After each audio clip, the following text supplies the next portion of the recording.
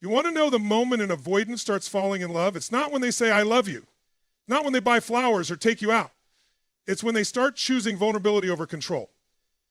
And that right there is a psychological revolution for someone wired to run. See, avoidants operate from a subconscious program rooted in protection, not from you, from pain. Their entire emotional framework is built like a fortress. Independence is their armor.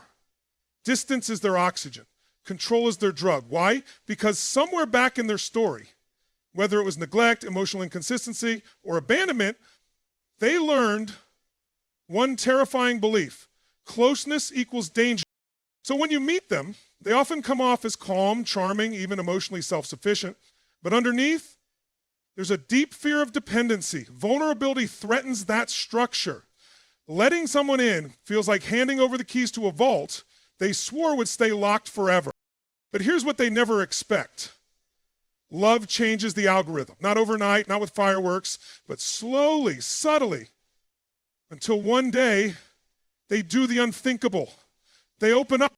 That moment they share a story from their past. That's not small talk. That's sacred ground. That's someone cracking open the very part of themselves they've sworn to guard. It might look simple on the outside. Yeah, I don't talk about this much, but when I was younger, but make no mistake, that is a rebellion against their own fear. And it's not about how much they say, it's about what it costs them to say it. Vulnerability isn't about oversharing, it's about exposure. For an avoidant, it's like standing naked in a snowstorm hoping you won't walk away. If they start letting you see their uncertainty, their imperfections, their emotional chaos, they're not losing control. They're giving you a chance to hold something fragile. That is love trying to breathe through walls built out of fear. The real kicker, they might not even know why they're doing it. That's what makes it so raw.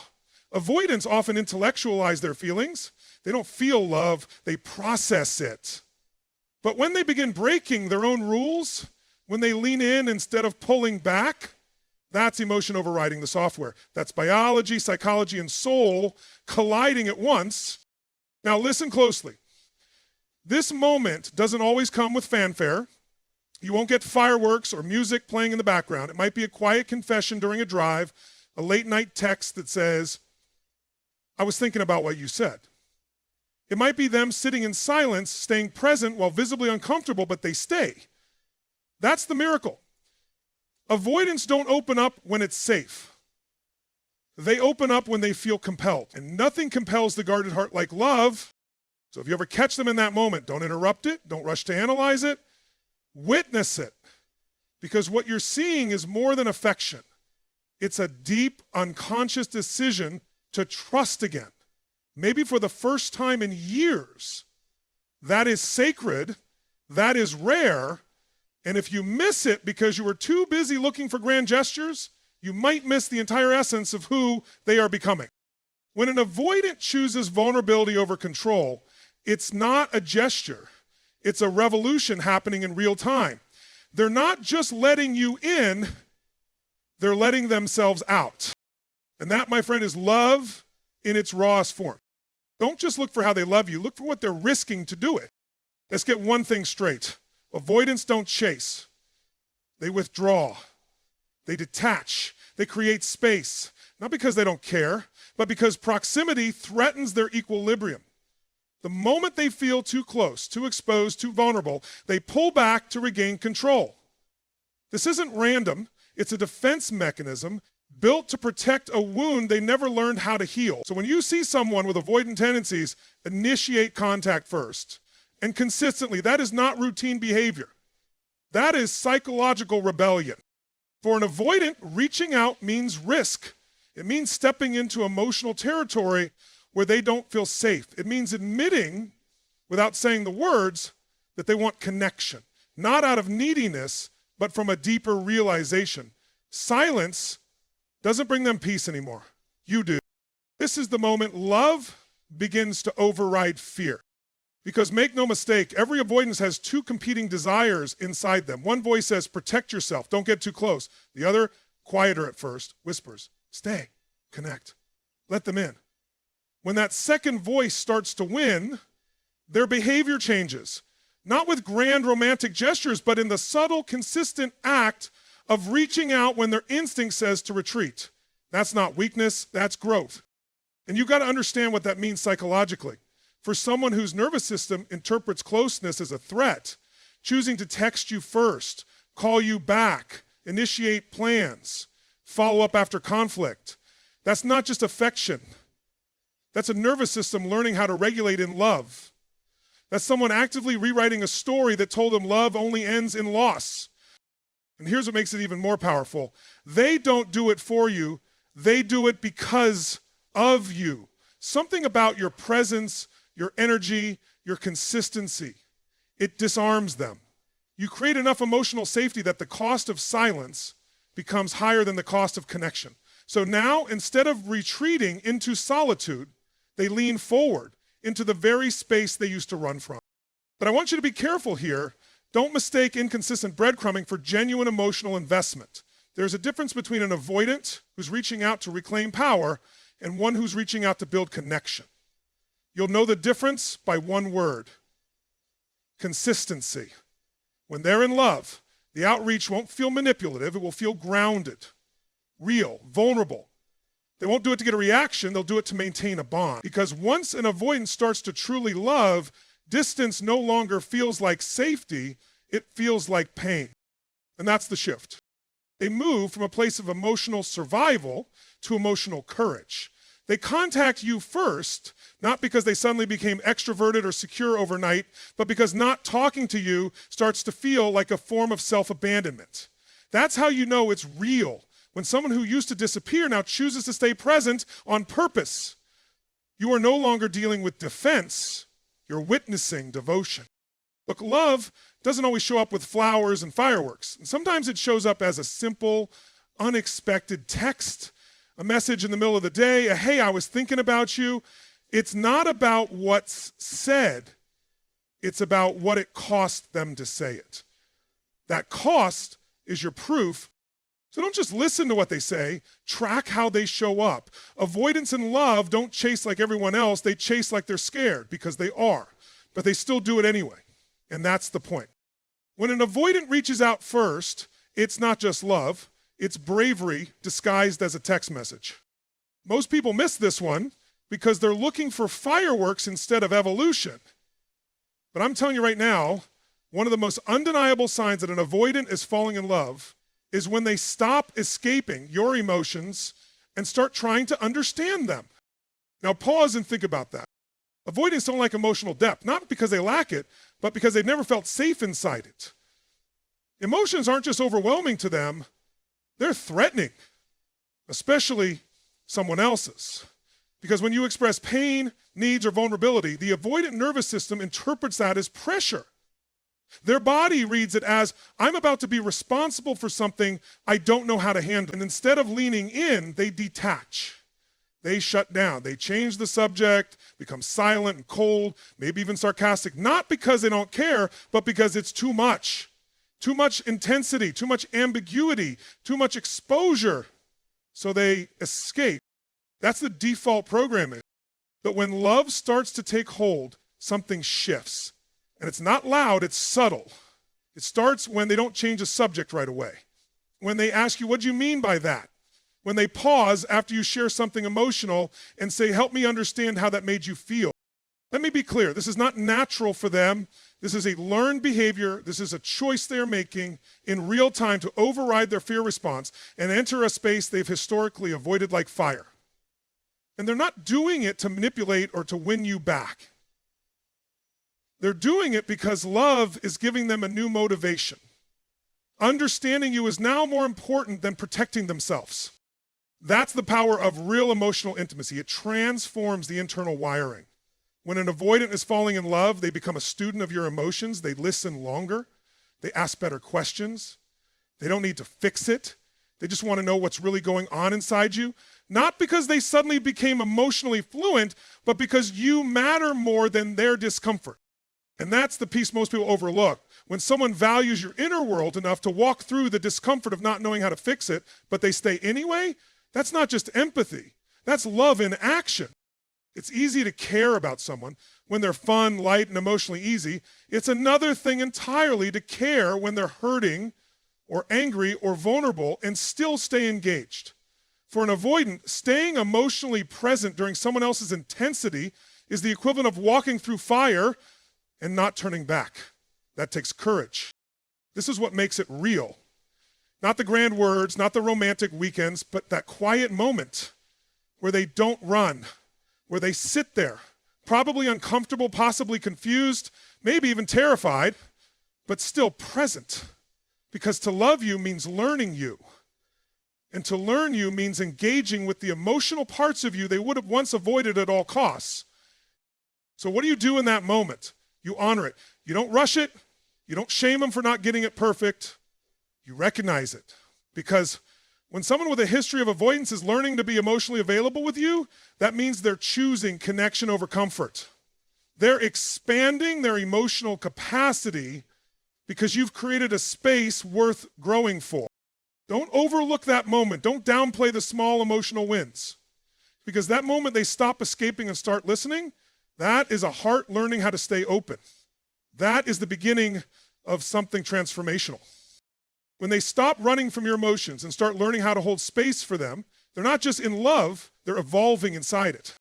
And here's where it gets really interesting, because this is the part most people completely misinterpret. When an avoidant starts to miss you in your absence, it's not a weakness, it's not clinginess, and it's definitely not codependency. It's something far deeper. It's a dismantling of the very illusion they've built their emotional life around, that they don't need anyone. Avoidants pride themselves on self-sufficiency. That's their identity. Their ego is rooted in the idea that they are independent, untouchable, immune to emotional chaos. And honestly, for a long time, that illusion works. It protects them. It keeps them in control. It creates a life that feels safe, even if it's lonely. But love has a way of interrupting that, especially when they finally meet someone who isn't trying to chase them down, beg for attention, or prove worth. You create space. You go silent. You let them feel the vacuum. And that silence, that's when everything starts unraveling inside them. Because instead of feeling relieved, they feel restlessness. Instead of peace, they feel panic. They expect a distance to bring them control, but it brings them confusion. That's the paradox no one talks about. When an avoidant is not in love, your silence is their sanctuary. But when they are in love, your silence becomes their mirror. And they finally see the truth. They're not as detached as they thought. They start thinking about you in ways they didn't prepare for. Random memories resurface. They wonder what you're doing, who you're with, if you've moved on. Not because they want to possess you, but because there's a bond forming that they can't intellectualize away. Missing you becomes evidence that they've opened a door they swore would stay closed. Now, I want you to understand how significant this is neurologically and emotionally. For someone wired to avoid attachment, longing is dangerous. It means they're emotionally exposed. It means you've gotten into their nervous system. They feel your absence, not just mentally, but physically. That tightening in the chest, that restless energy, that gut level awareness that you matter more than they admitted. This isn't about obsession, it's about awakening. And here's the thing, they won't always act on it immediately. In fact, some avoidants will sit in that space for weeks, months even, trying to wrestle it back into the cage of logic. But the fact that they're thinking about you, feeling your absence instead of celebrating it, tells you everything you need to know. Their nervous system is no longer rejecting love, it's craving it. When you become the one they miss in the quiet, when they imagine your presence more vividly than they imagine their freedom, you're no longer just someone they dated. You've become someone who's reshaping how they see connection. That's not manipulation, that's transformation. It's their soul catching up with their heart. And here's the part you have to be strong enough to remember. You don't need to fill that silence. You don't need to chase. Because it's in the silence that they confront what they've been avoiding all along. The reality that love requires risk. That missing someone doesn't make them weak, it makes them human. And when an avoidant finally feels the ache of missing you, and they don't numb it, escape it, or replace it, they're not just feeling love, they're finally realizing its value. That's when everything starts to shift. Because they're no longer running from the pain of connection, they're running from the regret of letting it go. If your silence echoes louder than your presence ever did, they're not forgetting you, they're waking up to what they lost. Now let's talk about something that will tell you everything you need to know about where an avoidant really stands with you. When they start letting their guard down and share pieces of their inner world. For an avoidant, vulnerability isn't just uncomfortable, it's unnatural.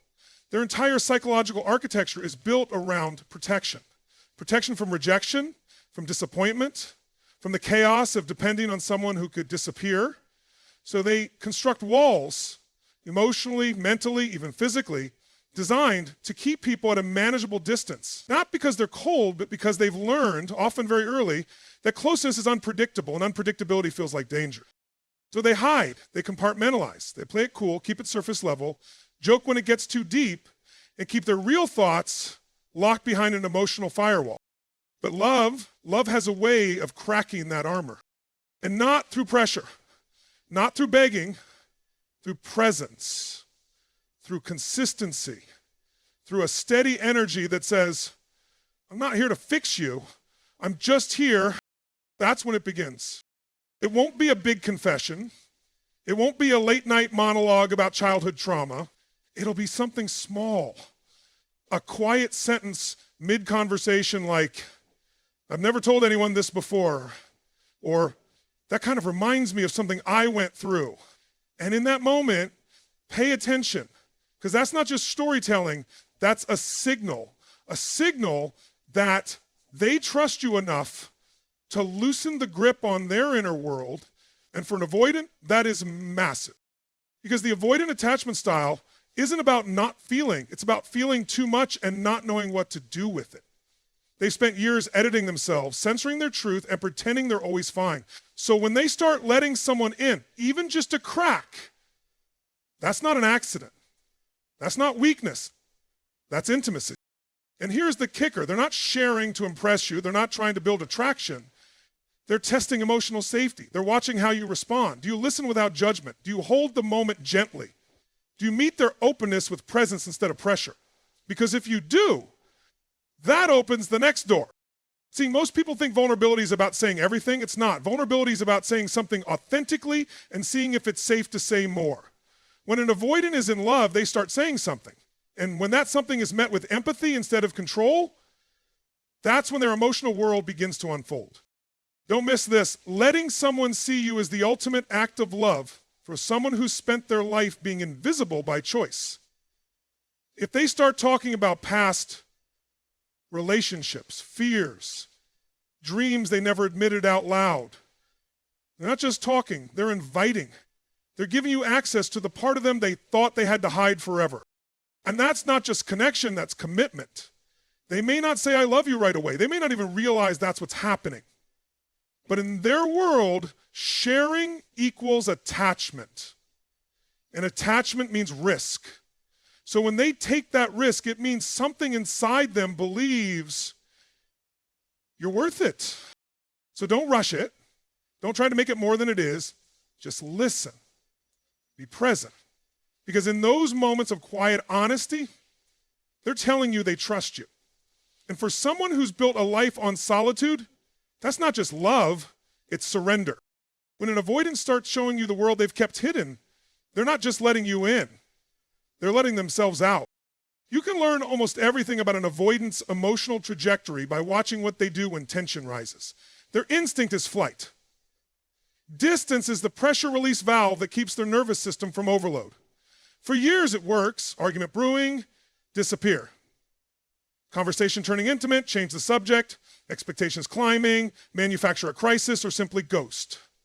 But love rewires the reflex. Suddenly, the very moment that used to trigger escape becomes an unexpected pause. They feel the surge of adrenaline, the urge to bolt, and for reasons they can't yet articulate, they stay. That single decision, repeated, is the quiet revolution that turns avoidance into devotion. Staying isn't passive. It's an act of disciplined courage. Think of the avoidant brain like a smoke alarm calibrated far too sensitively. It shrieks at the first sign of relational heat. When they remain in the room, heart pounding, they're overriding the alarm with conscious intention. Neurobiologically, they're pushing their window of tolerance wider, teaching the amygdala that intimacy does not equal annihilation, showing the vagus nerve that co-regulation is possible. Philosophically, they're rewriting the story of self-preservation, shifting from I survive alone to we can endure this together. Notice the micro behaviors. They take a breath before responding instead of snapping back. They ask for a short break and then return, rather than disappearing for days. They voice confusion instead of cloaking it in sarcasm. None of these moves look cinematic, which is why people often miss them. Yet each one is a brick removed from the wall that once separated them from real connection. Consistency here matters more than grand gestures. One stay and repair conversation will not undo a lifetime of withdrawal, but it paves the neural roadway for the next and the next until presence becomes less a heroic effort and more a developing habit. What prompts this shift? Love has introduced a new calculus. The pain of losing you now outweighs the discomfort of facing conflict. It's not that arguments hurt less, it's that disappearing hurts more. An avoidant in love discovers that rupture without repair breeds a guilt sharper than any fear. So they practice staying the way a novice pianist stumbles through scales, awkwardly at first, then with growing fluidity. And every time they stay, they collect data. I felt sheer panic, yet nothing catastrophic happened. In fact, we emerged clearer, closer. Over time, the old equation, intimacy equals threat, loses its predictive power. Your role in these moments is critical. Meeting their willingness with calm, firm empathy teaches their nervous system that openness will be met with stability, not chaos. That doesn't mean shrinking your needs or padding the truth. It means holding boundaries without abandoning compassion. If you explode every time they stay, the old alarm resets. If you reward presence with presence, steady tone, direct words, real listening, you reinforce the new circuitry. You're not their therapist, but you are their relational feedback loop. And feedback shapes behavior more powerfully than intention alone. Understand, too, that staying is not submission. For the avoidant, it's sovereignty reclaimed. They are no longer governed by automatic fear, but by chosen values, courage, honesty, mutual growth. Philosophers from Seneca to Kierkegaard remind us that freedom is the capacity to act despite anxiety, not the absence of it. When an avoidant plants their feet in a hard conversation, they embody that existential freedom. They become, in the deepest sense, responsible for their love. So watch closely the next time conflict surfaces. Do they lean forward instead of leaning out? Do they seek resolution rather than refuge in silence? Do they own mistakes without collapsing into shame or sprinting toward blame?